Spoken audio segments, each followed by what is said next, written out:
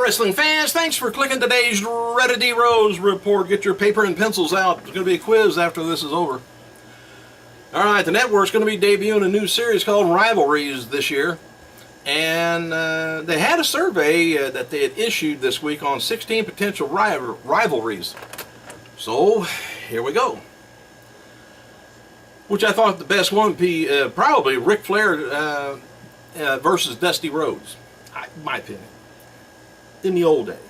But anyway, we got Christian and Edge taking on Matt Hardy and Jeff Hardy. Hulk Hogan taking on Piper or Savage or Sting.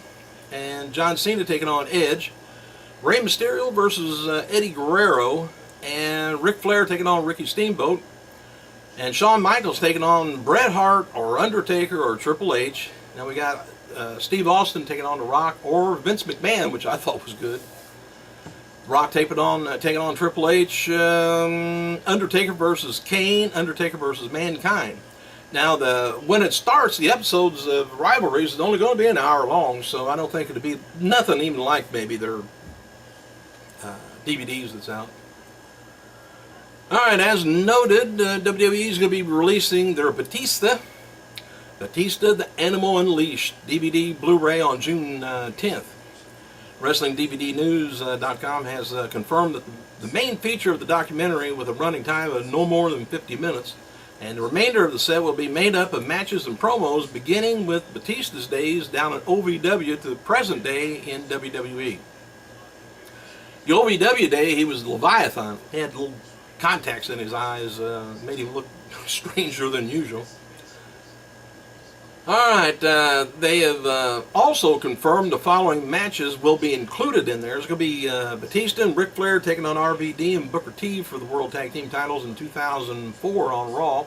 And Batista versus JBL in a bull rope match for the World Heavyweight title on SmackDown in 2009. And Batista taking on Del Rio in 2014's Elimination Chamber.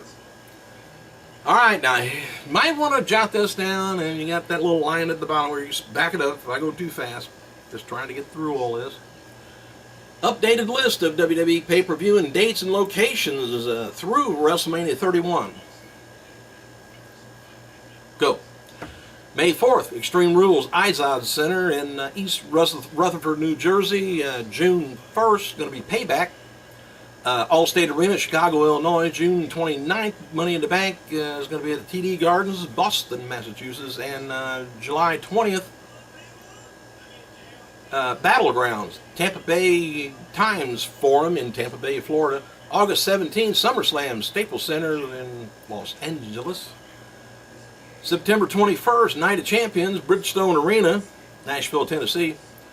October 26th, Hell in a Cell, American Airlines Center in Dallas, Texas. November 23rd, Survivor Series, Scott Trade Center in St. Louis, Missouri. December 14th, TLC match, going to be at Quicken Loan Center, Cleveland, Ohio. January 25th, Royal Rumble, Wells Fargo Center, Philadelphia, Pennsylvania. And February 22nd, Elimination Chamber is going to be at the FedEx Forum in Memphis, Tennessee. March 29th, WrestleMania 31, Levi's Center, Santa Clara, California. You know what they ought to do? They got SummerSlam in California. SummerSlam should be in, let's say, cold areas of the United States, so they don't have to, go through bad weather if you had and put everything else wintertime, over in West Coast. East Coast, put a bunch of can over there to get all the stuff out before the bad weather hits in winter. Mark Henry noted on Twitter that he's healing up. Didn't say what from. Henry worked this past weekend in WWE live events, teaming up with Big E to defeat Damon Sandow and Brodus Clay. TNA has removed Christopher Daniels from the roster page over to their alumni section, confirming his departure. And Kazarian is still on the roster page, but his contract expires next month in like a day. Okay, dark main event after last night's SmackDown taping in Kansas City. They got to see the Shield defeat the Wyatt family when Roman Reigns hit Luke Harper with a spear. And David Benoit, son of Chris Benoit, He's been training with guys like David Hart Smith and expressed interest in getting into pro wrestling. Hart Smith announced on Twitter last night that Benoit will make his in-ring debut July 18th at the Hart Legacy Wrestling event in Calgary. Benoit will team with Chavo Guerrero in a tag match. Now, if I remember right, Chavo was with his dad either just a few days before the murder mayhem and everything went on, and I don't know whether Chavo ever really talked too much about that, because I think he might have knew a little bit more than maybe he ever let on, because something's going on there at the household. I'm sure he had some inkling of an idea that Chris just wasn't in his right mind, maybe.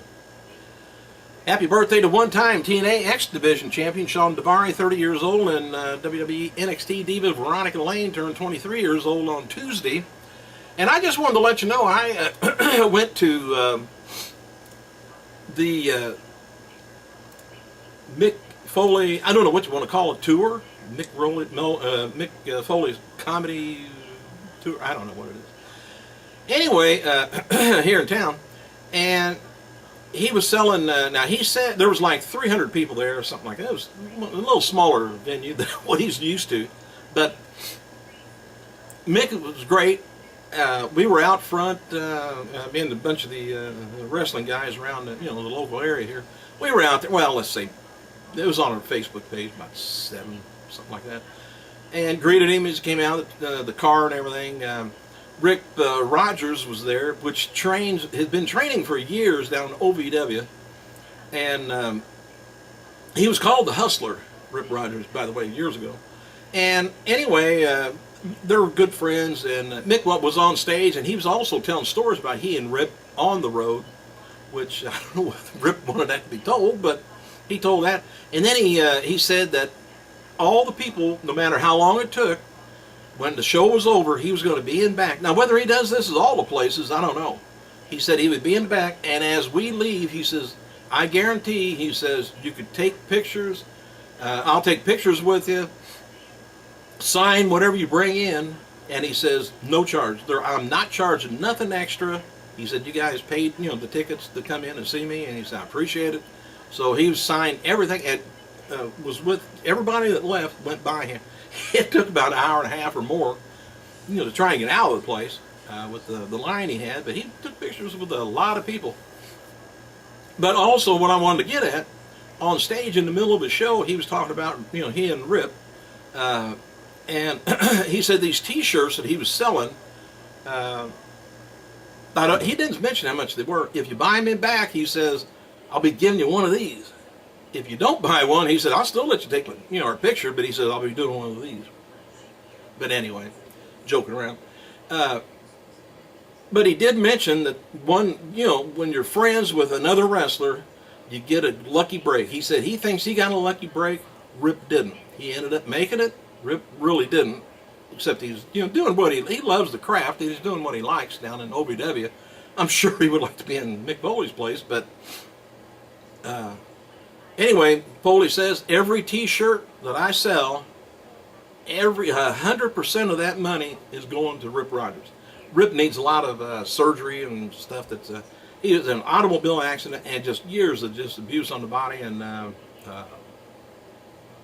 he just needs medical help. So anyway, I don't know whether he does that for different wrestlers at different places, at different venues. I don't know, but Mick's a good guy. Comes around your area, check him out. Thanks for clicking, you guys. I gotta go.